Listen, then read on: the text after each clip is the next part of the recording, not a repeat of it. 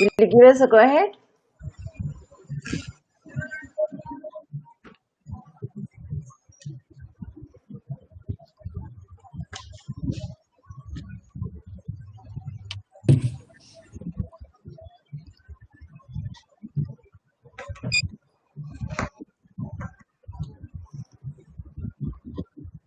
Hi, welcome to Up Now Conversations. Today is a very special day, and I am so excited that we have some amazing ladies with us. Ladies who have faced their own personal challenges as well as found strength to move ahead in life and achieve so much, and also empower other ladies, other girls, especially adolescent girls. And it is my privilege to welcome you to join in conversations with Dr. Mamta and Ms. Nirmala and Jayanti.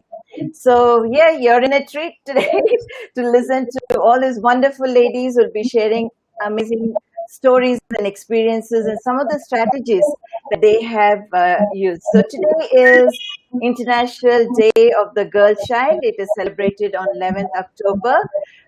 And the theme for this year, each year they have a different theme. And this year the theme is My Voice, Our Equal Future. So amazing. My voice, our equal future. They have a voice, my friends. Children do have a voice. And we need to facilitate it. We need to let people hear their voice, let them hear their dreams, their desires, and their aspirations. And it is upon us to create an environment that will help them fulfill their dreams and their desires. And it is they can do it themselves to some extent, yes, they can, but it is us. We need to create an environment, an ecosystem where they can grow to be an independent women, independent people who are willing to stand up, say no when they have to say no, or move forward when they have to move forward.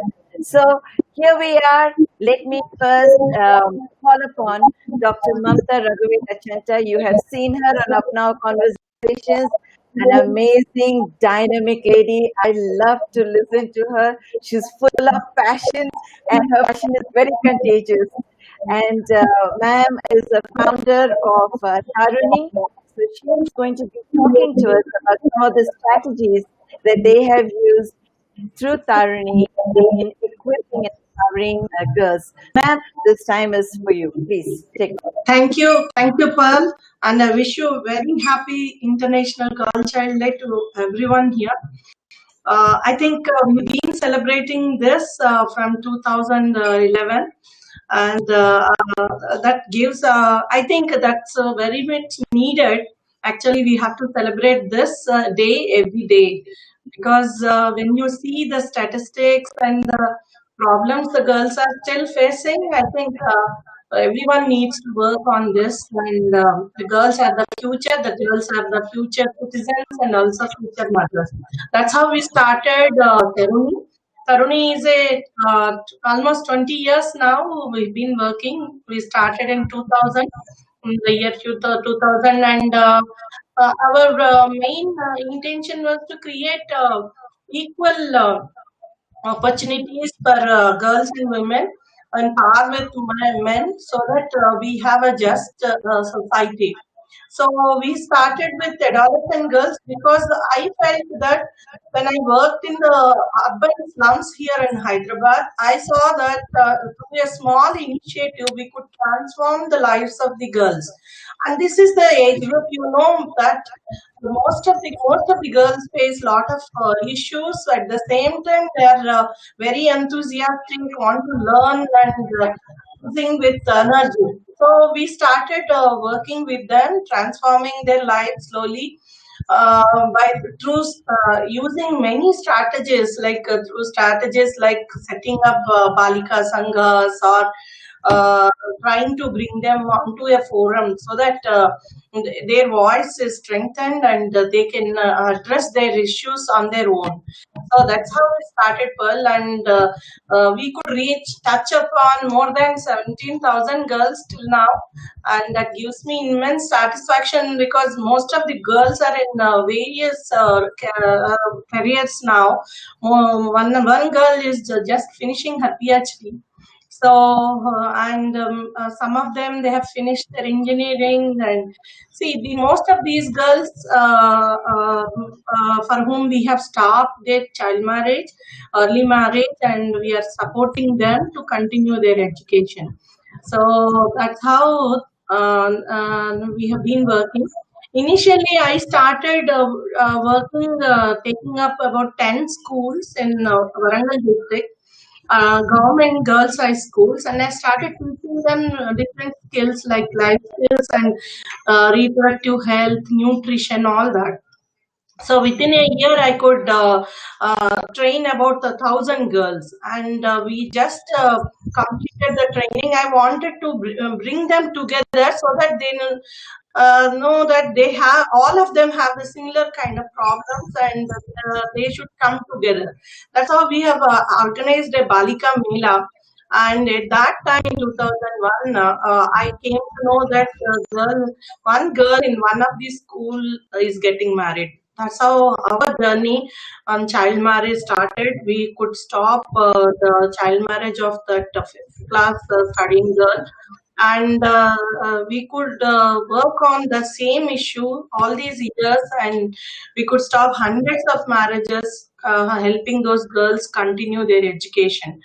And we also had to fight legal cases because the law was a very old law and it had a very little penalization. So we had to fight public interest litigations and to bring a new enactment. So we could bring a new enactment in 2006, and we were part of the parliamentary committee. Our suggestions were well taken and incorporated in the new legislation. After that, also, it was not easy journey because we couldn't easily stop those marriages, and we had to file almost till now 78 PILs on the same issue. But anyway, once we file a case in one village, definitely the marriages stop because the act says that whoever encourages child marriage can be punished. So we could include all of them, even an auto driver who provides groceries for the marriage, or who transports the groceries for the marriage, or the purohit. Everybody we used to include, and that's how we could stop those marriages. And after some time, I felt that it is not that easy to stop a marriage. Just going and stopping a marriage at the nick of the moment will not help. So, what we had thought, we should get that information well before, and it was not easy to get the information because most of the child marriages, they don't have any hangama like having a marriage card or pandal or something like that. Because they just hush up the thing, and they know that this is illegal. So that's how we started these Balika Sanghas, and it was a great experience for me because I had seen that self-help groups movement has been very big in Andhra, and at that time. But going with the girls, they said, "What will you do?" Because they don't earn and they can't save and thrift. All these savings won't happen. But I wanted Balika Sanghas for to work on social issues. So that's how we started. So each sangha will have we form those sanghas in each colony actually in the village, so that we have a baseline. Start with how many girls are there in the age group of 10 to 18, and we form those sanghas depending on the numbers. So in each sangha there will be 15 to 20 girls, and they will select two leaders, and we train those leaders on different aspects who in turn go and train. And I'll tell you, since almost 2004, I have been doing these sanghas. I think we must have formed more than 500 Balika sanghas till now, and it's really a great transformation. The girls become so vociferous, they become confident, and when they attend our meetings, they discuss all the problems they have, and they come up with solutions. I'll tell you so many success stories through these sanghas. Some of them got the roads laid to their village. Some of them got RTC buses to their village, and also they got the toilets built for their schools. Some of them fought eve teasing, and the list goes on. And in 2008, UNICEF has documented this initiative, championing gender issues, a case study of Balika Sanghas in Warangal and Karnool. And I actually, after this, we had worked with UNICEF for 5 years on different projects, particularly on child labor and also child marriage. So after that, we still do form these sanghas. We are working in. We've been working one constituency wise and next like that, and now we are working in Narsampet constituency, particularly in Sangam and Kunda. Later on, I found initially we did even try thrift and savings, because we thought that at least girls can save and for their education and all that. But after a year, they could save almost 50 sanghas, saved 4 lakh rupees, you know. But I felt that these girls had to work for that, which I never liked. And I said they should not. It's again encouraging something like child labor. So we stopped thrift and savings. We had given the money back, and we just have these sanghas now, and we help them on different things. Initially, we had skill training for them in about 16 types of skills, but basically they were home enterprising, something like that, like candle making, chalk making, all that. We also run the chalk making industry for them for some time, and it was very successful. We were actually distributing those chalk pieces, distributing those chalk pieces entire district of Warangal. But later on, now the things have changed. Girls want soft skills, particularly they want to speak English, they want to learn computer. So we have changed the skills now, and we have now resource centers. We call them rural resource centers. In every village, we set up this center with computers and a library, sports material for them, and also some. And we started recently, since a year, we have started online classes also. Not even before Corona, 1 year before Corona, only we started online classes, and now everybody has picked up online classes now. And we are very happy that girls are able to learn more things, and they have become very smart. And today, because as the International Girl Child Day, every year we celebrate in a big way, giving away Balika Bandhu awards. Those people who support girl children in different ways. But this year, because of Corona, COVID, we could not do that, and we had done a webinar on online safety for girls. Initially, we had identified various needs of the girls, and we started helping them. Maybe from a notebook pen to even a bicycle. So we started cycle to school, because most of the girls had to walk a long distance to go to the high school, particularly. So we had almost distributed 500 bicycles in 1.5 years. But now that because of online classes and all that, we have started giving them tabs. So we just had given about 60 tabs now, and we intend to give more. That's why we wanted to train them on online safety, how to be safe, how to use the gadgets properly. So we have started that also. And I tell you, we also work with mothers of these girls. We start with them, because without the mothers, I think we cannot reach the girls. initially when we started, the mothers, we have a meeting with the mothers. They said, why should they all know, why should the girls know these things? Because we were telling them we'll be teaching the reproductive health, hygiene, nutrition. Then they said, okay, let them go. Initially, they used to send and they used to come and stand outside listening to us, what we are telling to those girls. So then once they got that confidence that we are teaching them, putting them in a proper line and proper path, then they had encouraged us. That's how we work, and we also have these mother committees. We keep meeting them regularly so that we tell them about parenting and what are the issues the girls are facing at home. And recently, I wanted to tell you one example. In one of the state, Ramchandrapuram, the girls came up with a campaign on liquor. There are many liquor shops, and the in the villages are definitely become addicted, and they're coming and visiting not only mothers but also the children. So that's how they started. They had put up a lot of posters. They spoke to the elders in the village.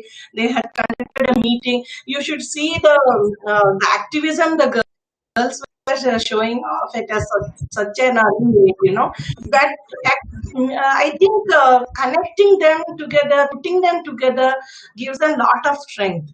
Gives them the voice to actually voice their problems. I have seen girls writing these from these Balika sanghas, writing letters to the collector and getting the things done. And definitely, this is the best strategy, and UNICEF has actually scaled up the strategy to different states in the country, and it's been working quite well. I feel that this age is the prime age, and now the challenges the girls are facing is definitely one is protection, safe environments, and also same discrimination still continues. So discrimination in education, even employment, all these areas. So once they get that confidence, I can do anything. What challenges are, still I can do. That kind of confidence, if you give them, definitely they can shine and survive. I heard from girls who were in Balika Sanghas, because Balika Sangha is a live stream. Some of the girls who attain 18 or above 20, they go away maybe for higher education, or for maybe get married. But one girl, I'll tell you one instant. Girl came back to me after 5 6 years of her marriage.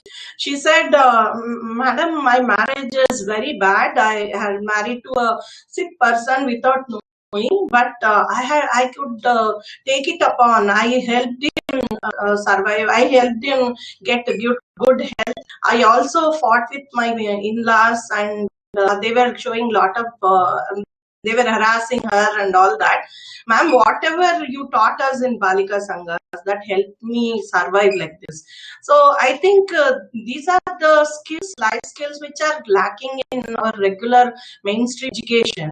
And definitely through these forums, we can give them the life skills, and also how to say no, particularly, which is very important for a girl child or a woman, and also how to take decisions, how to take up challenges, coping with the challenges. So when I started my work in Warangal, I saw that most of the women, even men, they go for suicides because of lack of coping up skills. So now we see that there is a very low suicidal rate in villages where we work.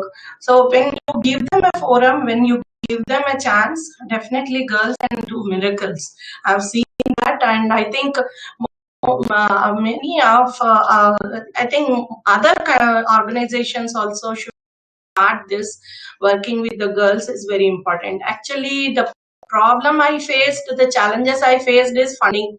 because most of the funding agencies never want to invest on the girls before when I started my work. So, but slowly I could make them, convince them, and I could work with many international agencies and also the corporates now with whom we are working. So what I believe is whatever work we do, they should support us. That's the way donors should be, and not what they want us to do. So I have been kept this principle, and I've been working all these 20 years. And we work on other issues also, like infanticide, feticide. We had set up julas in bus depots, bus stands, and also government hospitals to curb the menace of infanticide. And we have asked them to put babies in the julas. We call them Taruni Uyala, and we could give those babies to childless couples. So like that, we will also work on in feticide.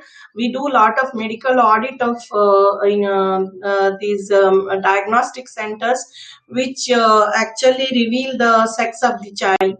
So we do a lot of awareness programs for the doctors and also technicians. We also had taken up other things like bike riding classes for the girls and women. We could train them with the help of other biker clubs, and we also did smaller initiatives on gutka habit and other things. But majorly we work with Balika sanghas whatever way we want. Today, now we have started working with the boys also. We've been doing that on and off, but it was very difficult because to bring them together.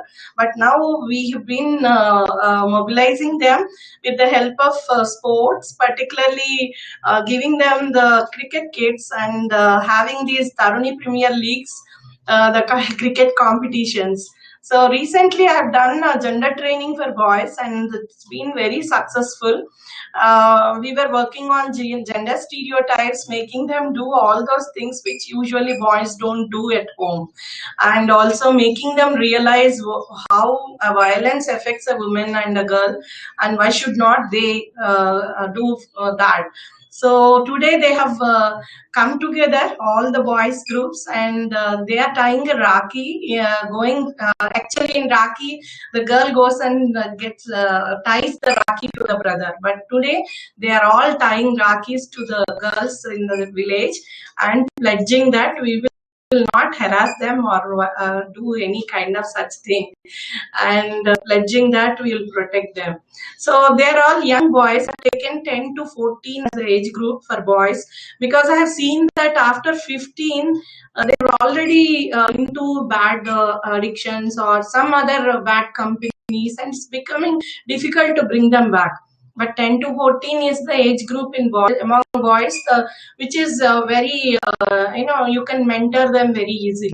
So we are having also centers for them, planning centers for them, and also educating them. Even big boys also feel sometimes discriminated. They say that when Taruni does all these initiatives in the villages, they say, "Madam, you are doing everything for girls, not for us." And I've seen that even those rural boys, the from poorer communities, they also need support. They also need guidance. You can guide them, I think they will be the best gentlemen in the society. So that's how we started, Pearl, and I can go on like this, Pearl, for a long period of time. It's a very long journey of 20 years, so I can go. I think others also should get the opportunity. Thank you so much, Pearl, again. It's always pleasure connecting to you on Up Now. Thank you.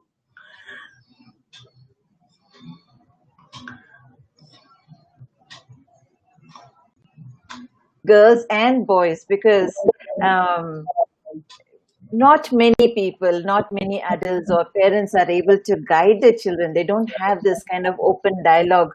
And so most often they're looking for external counseling or support.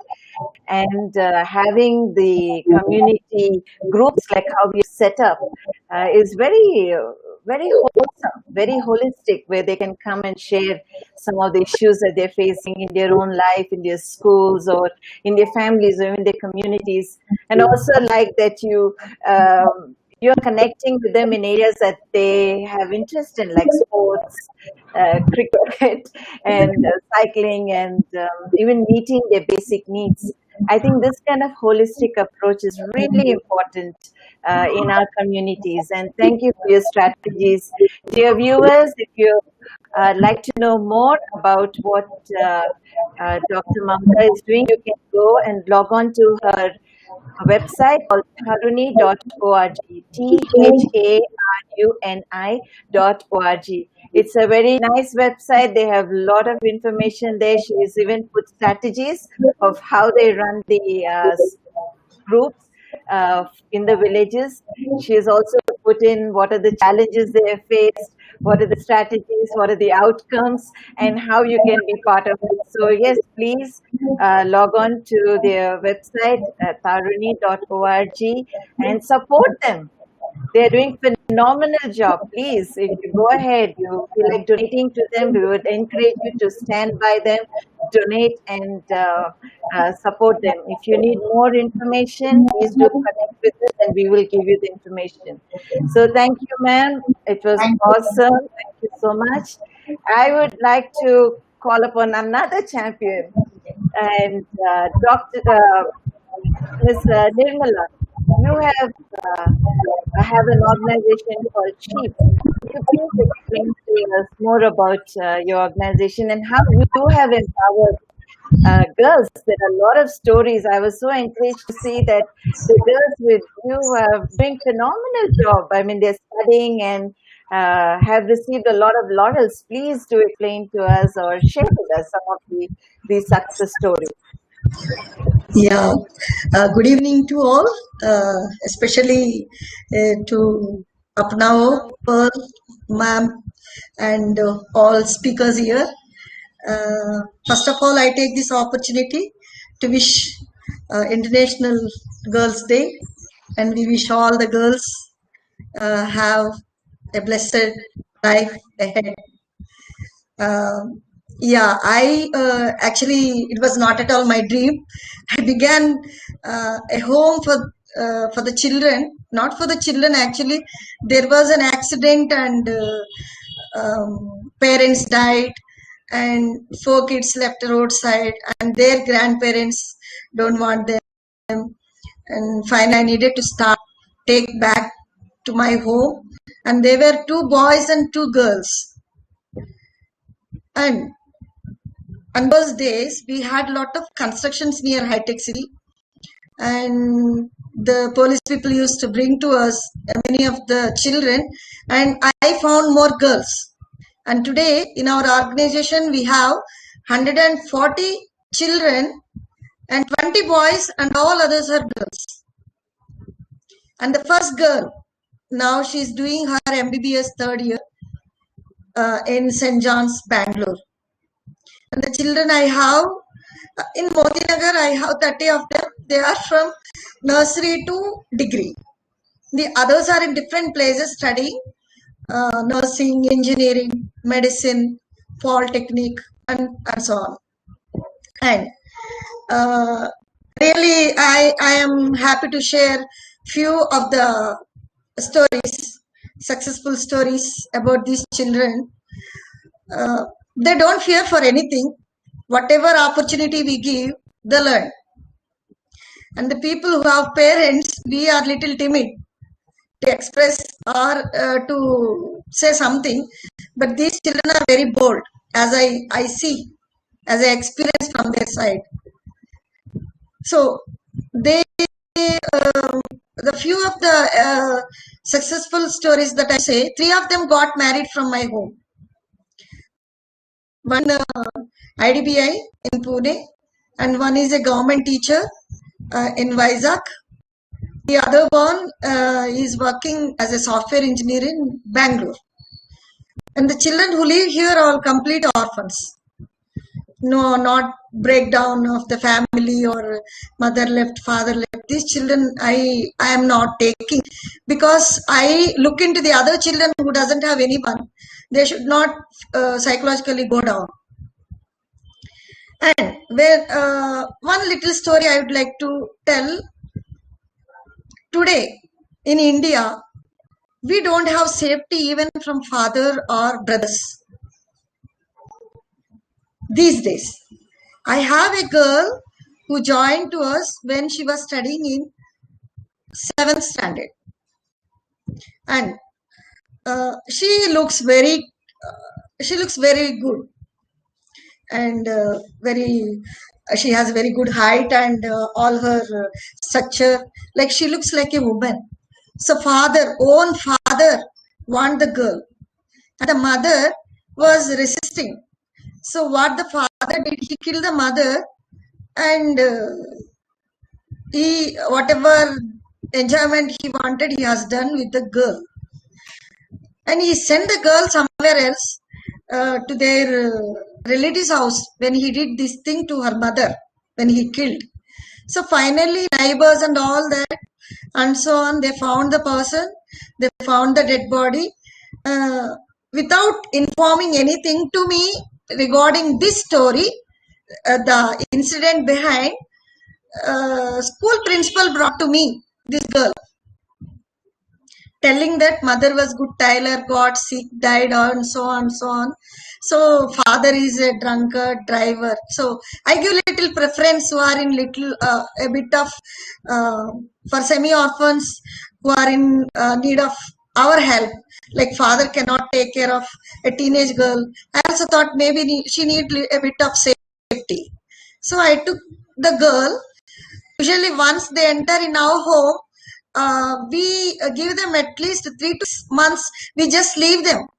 Don't give any psychological therapy or nothing. We just observe them. So within 2 months, he visited our home 3-4 times, asking that he wants to see her. But I was resisting. And I saw her actions are entirely different from the other children. I went to their place where their mother died and where the parents live.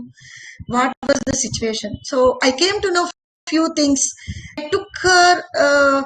She was resisting when father comes even to meet. So then I called her and I talked to her. Then she expressed little things. So I gave a psychotherapy for her, and everything I came to know what the father has done, why she is resisting. So then I told him, you have not given to me the child through school teachers. She came. Whenever you want to meet her, bring the teacher and come, just to get a bit of this one to him. So then she stayed with me. She studied 9th, 10th. In 10th, after finishing her exams, 10th standard, her own sister, who lives near Guntur, she came to me asking that she became pregnant. She wants this girl a bit help during holidays. Since she is a semi-orphan and one sibling, not the other any cousins or nothing like that, and I sent her to her sister. After 2 months, colleges reopens. She has not turned. So I called her, and she said father has taken her back. And what father has done, he married another lady, and he sent this girl to working women's hostel. And the thing was going in a different way. Poor girl, she became one prostitute finally. And one day the police people caught her, and she started, they asked her, who are you, from where are you, you look so small, because others all are like aunties, what's wrong with you? Then she explained, and she told about my home, that I stayed there, and these many years I was safe. I came to my sister, and I was taken back. So one fine day she was caught up in police station. She told, and the police people called me. Please come down. So I went there. I was shocked to see her in such a place. Then I asked her. She explained everything. But now she's studying. I have not kept her nearby. I sent her to another state where with all protection. But see, own father in our country, our whole world, the woman, the girl have no protection. So I feel sometimes very bad when I hear some children come to me with this type of experiences. See, outsiders are very different from the family. That will being happening, experiencing from the family, big wound that takes a long time to get out of from those feelings. Or it's very to even think of sometimes this of parents. Yes. Even now, yeah. Yes, ma'am. It is very heartbreaking to see this, and this kind of brings in an alarm for all of us, saying, "Okay, how do we create a system where girls are safe? What do we do? How do we do Yeah. this?" So, with some of the things that Dr. Mamta also said, I think it's very important for us to bring in this kind of awareness. And Yeah. most often we think families are the safe place. And we have heard so many cases where families were the places where children were hurt. Now, with what is happening with the CCIs, where there is a need, there is a talk about sending back all these children Yes. to these kind of an unsafe environment. Most probably have left that environment. It came to CCI because of the unsafe environment. So what are the steps that we can take to reintegrate them, not just unify kids or send them back into their community, but to integrate them in a proper way, in a safe way, back into in the communities? Or what are your ideas about it? Yeah. See, since we have a girl children home, that doesn't mean we only send them to a girls school, separate for the girls school. So mingling with the boys, they know how they can stand in the society. They learn from the other, the behavior, or how they can enter into in a safe side. One thing. Second thing, that we should give them some kind of training on karate, self protection. We should teach them. That's what happened in Jivodaya. So early they have every day evening 1 hour practice of karate. So whenever they face some situation, they're able to protect self protection first. And the thing, we should give them an awareness programs on both genders. This is what we don't speak to our children. We feel shy. We don't explain what the changes come in when they become adult, or how they can be with the opposite sex. So our girls mostly live in a timid way of behavior, because mothers don't open up themselves to speak these things to the child. This is the biggest problem that we face in our society. Mother can be a friend explaining what the changes comes in our life as the child is growing. That will help more boldness in the child. Second thing, in school also they teach. They have in 8th, 9th, 10th standard, they have classes. But what they do is, the teachers, what they do is, now the boys can go outside. We have the class with the girls. Yeah. This is what I was really opposing the school people. Don't do that. Let them also know. Those who are naughty, we can correct them. If we are separating them, what happens? They take advantage. Oh, something is no. The age is very curiosity age. A teenage is very curious. They want to do a lot of experiments. measurements and find out what is what. So in this type of people are more in the society. Even in children, it is more curiosity. And this century, not the previous centuries. So it's a better take class where there are boys and girls explain to their changes and the girls changes, where they can understand, okay, I also have some changes, they also have some changes, we are only family people. This type of atmosphere we are not giving to the children, where most of the time the girl is being abused because of this lack of awareness. Yes, ma'am. That is true. I think schools and colleges have to start discussing more about this. Yeah. And there's nothing to be ashamed of, the gender we are or who we are. Yes. We are perfect as we are. It's just that we need to embrace ourselves and know how we need to handle our life. How do we handle relationships? I think most often people are not aware of how do we maintain relationships. These are some of the things we need to teach. So today we have seen how self-help groups, not really self-help groups, but these are like groups for children, for girls and boys who could come together and learn these things where about themselves, about their body, and also they're empowered to, with their education, with all the social issues that surround them. We have also seen childcare institutes, CCS is what they call it, where children are either abandoned or are complete orphans and they've been taken care of.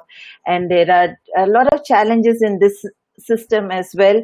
And also with the current situation, with the donations coming low, there are issues that they're facing with education and things like that. But yes, there is a system in place where they have to deal with a lot of issues and empowering girls to grow into full maturity about who they are and what they can do. And most of them leave institutes like this when they're 18. But I'm so happy, ma'am, that you empower your girls so they are actually take up jobs, and you've also seen some of them get married. That's like a mother, feeling fulfilled and sending them off and seeing them step into that adulthood.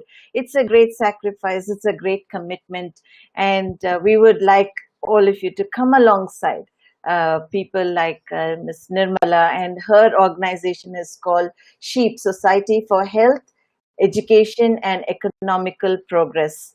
SHEEP, Society for Health, Education and Economical Progress. So please connect with them, and we were happy to be little bit part of the organization. We share Love with the Rakhi campaign, but we do want to continue help and support them as they empower girls to become something in life. And also, at this time, I would like to introduce our team members. There are two of them from Team Up Now who are here, and I would call upon Jayanti to us few minutes about her involvement. Basically, she is a high achiever. She's traveled the globe. She's a globetrotter, pretty much lived in the aeroplanes most of her life. I want to bring in that perspective of empowering girls, empowering women, and let's hear from her story about how being empowered has helped her achieve so much in her life. So, Jayanti, over to you.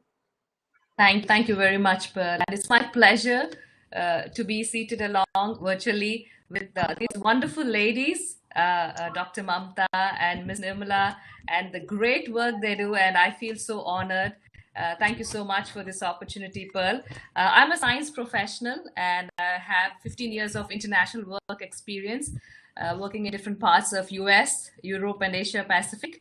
I work with pharmaceutical industry in leadership roles and in various capacities. and I'm an auditor, compliance auditor by profession.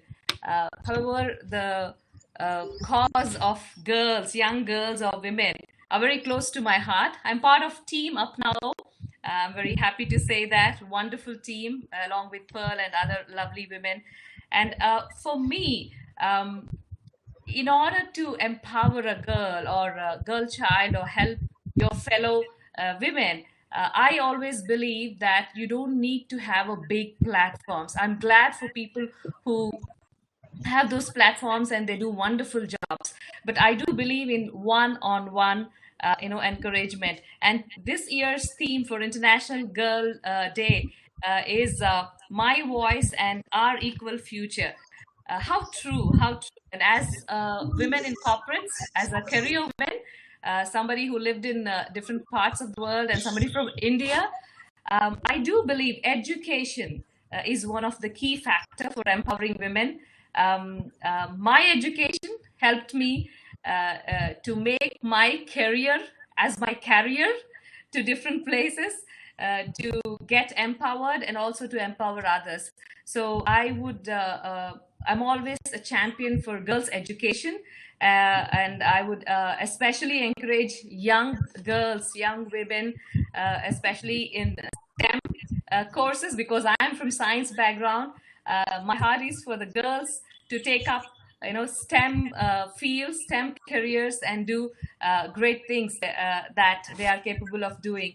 And another thing, I would encourage people in my journey, as I meet people one-on-one, as you have said, living in hotels and in airports, even that can be an opportunity, sometimes an international opportunity to meet someone, learn, and also to empower as a fellow woman. I believe in women or girls encouraging other girls. That's so powerful. And I encourage people to be willing to take up the road less taken, and have a positive outlook towards your life. And I really like what Dr. Mamta said, giving a voice to them to say no when they need to say no, and say yes when they need to say yes. So as someone from India, but and as someone who had the opportunities to travel and live in different parts of the world, something I bring from my international work experience is speak up, which is something we need to tell our young girls. Speak up, give voice to them. And also as a family, as parents, as brothers and sisters, and as a society, I think we all have a part in encouraging our young girls to speak up when they need to speak up. I'm sure if girls speak up, a lot of things that are happening, many things, I believe we can handle them, and we can address them. So I would encourage young women to speak up for themselves and believe in what they can do. They are beautifully and wonderfully created, and they have something of worth to add to this world. So that's something. And I would also like to encourage the parents to support their family. Since Pearl, you asked about my journey, my family has been a great encouragement as I moved out of India, lived in different places, and worked in different companies. So I think family plays a very important role. Having said that, I would also encourage young girls that even if sometimes you don't have support, always have a higher purpose in life. For me, what worked is I always had a purpose that is bigger than myself. When the tough, when the going gets tough, the tough gets going, they say, right? So having a greater purpose in our life, bigger than ourselves, helps us to move forward even when the going gets tough. So I thank you, Pearl, for this time, and it's a lovely opportunity to talk to you all and also to work with Team Up Now. Thank you. We are blessed having good families who support us. Like, I am really blessed. I have an amazing family who bear with all my craziness, who allow me to do things that are very unconventional for women. And I'm so blessed. But if you don't have such family support, do not be discouraged. Connect yourself with mentors. There are so many people out there who are willing to walk alongside you, who are willing to be with you and encourage you. Find such positive influences, connect with them, and let their life speak to you. Even if you don't find such kind of people around you, do not be discouraged. Find books, find articles and things that can empower, give you wisdom. Empower yourself. Knowledge is very important. Don't look at all the WhatsApp forwards and gain your knowledge. That is not going to help you in any way. Find proper sources and gain your knowledge, because what comes around in WhatsApp groups and things like that are things that sometimes are encouraging, sometimes are very discouraging. So look and find sources that will really empower you, because our mind is the most important thing. What you think in your mind is what you will become. So get the right influences, connect with the right people, be around people who will encourage you.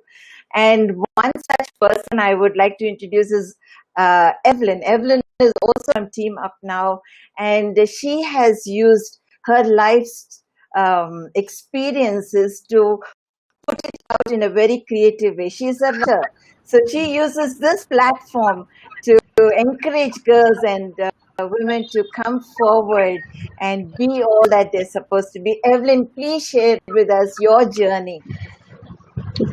Thank you, Paliti, and I'd like to thank Dr. Mamta and Nirmala for having heard them. Really, really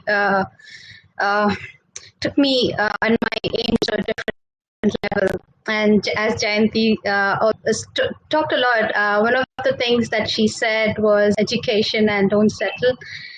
So I got feeling really lost most of the time. The only place I found myself completely were the libraries. I wasn't Indian enough. I wasn't British enough.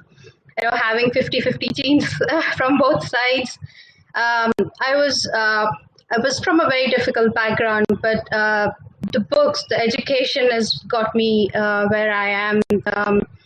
And I didn't initially, for a very, very long time, I did not have anyone to tell me what to do. So all I learned and encouraged myself would be the books. I would read many women role models and men who had a difficult childhood and yet they became world leaders, did a lot more. So I kind of made myself a promise. So no matter what happens, my aim was never settle, work harder.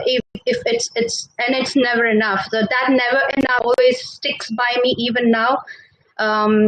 And I was able to complete my 2 masters, a master's in literature and history from my dream university, Oxford, where one of my favorite authors studied and taught, C.S. Lewis. So when I was reading Chronicles of Narnia as a kid, I was like, I want to go there. And I was probably just 8 when I decided. And when I finished my both masters there, I was in my mid-20s. So when I realized that there are many voices that mostly go unheard, and there are girls who don't get the support that I need, and having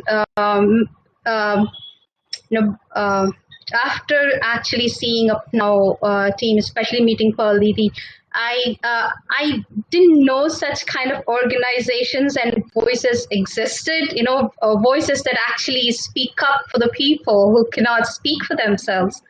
And I said, okay, I have to be that voice too, one of the million voices that could speak for other million girls who cannot speak up for themselves, mentor them, give a tiny support. Maybe we cannot be with them for 24/7, but at least a little support or little words like it's okay, you're doing great, or you'll do good, or you're wonderful, you're amazing, and help them discover what they're good at, and find resources for them, find